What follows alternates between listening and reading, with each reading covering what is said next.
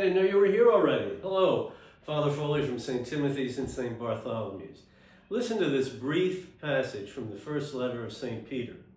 Beloved, if you invoke as Father him who judges impartially according to each one's works, conduct yourselves with reverence during the time of your sojourning.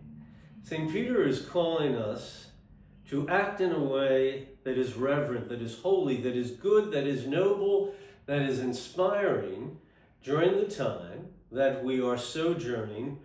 It's the time that we are on this pilgrimage here on earth. One of my favorite quotes from St. Therese, the Little Flower, is the following: "The world is our ship, not our home." All of us are, hopefully with the grace of God, cruising through this world, on course, again with God's help, to the ultimate safe harbor, the kingdom of heaven. But we have the freedom to set our course. I have the freedom to determine how I am going to sojourn, travel through this world, reverently, inspirationally, nobly, or selfishly.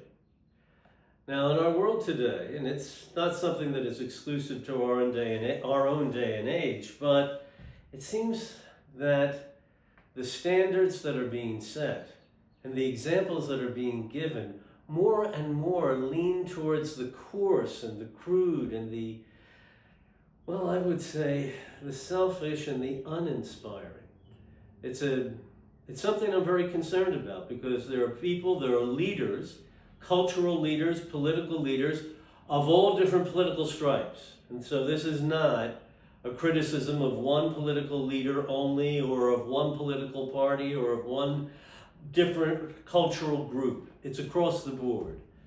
But I am concerned that we have gotten comfortable with being crude and coarse.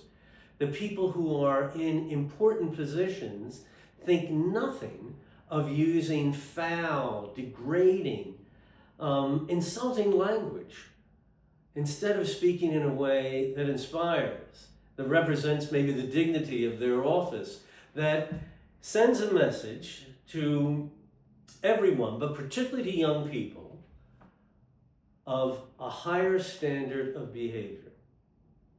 Now, the only person I have control over is me, but that's true for each and every one of us.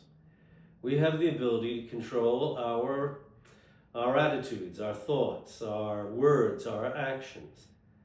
So to be a Christian is to be somebody who acts reverently, nobly, inspiringly, that gives a good example as we are traveling through this world. At the beginning of Mass on this Sunday, in the Collect, we will pray, "May your people exalt forever, O God, in renewed youthfulness of spirit, so that rejoicing now in the restored glory of our adoption, we may look forward in confident hope to the rejoicing of the day of the resurrection." We have been adopted as the sons and daughters of God. We are to live ever more freshly, newly, in that grace of God, and to act accordingly.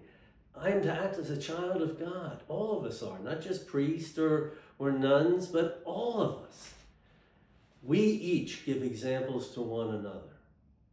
Now, in the gospel that we'll hear this Sunday, that powerful gospel from St. Luke, chapter 24, the disciples encountered Jesus on Easter, but they didn't recognize him until he celebrated the Eucharist with them, the breaking of the bread.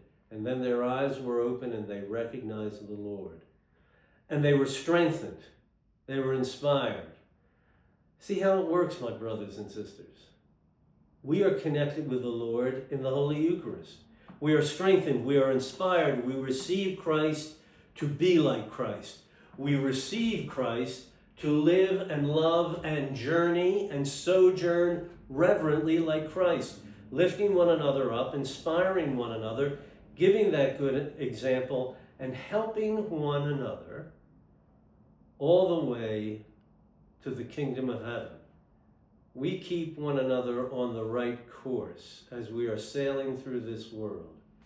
So my brothers and sisters, this holy season of Easter is the time for us to check our attitudes, our language, our actions, and make sure day in and day out, always and everywhere, may we act in a way that reflects our belief in Christ, that reflects that we are children of God. May we be strengthened by the breaking of the bread, the celebration of the Holy Eucharist, and with Christ in us, guiding us, transforming us.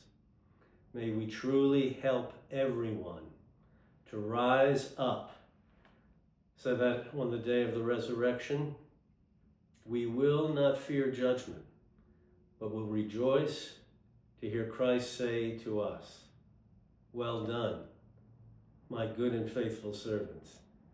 Enter into the kingdom prepared for you from the beginning of time." God bless you.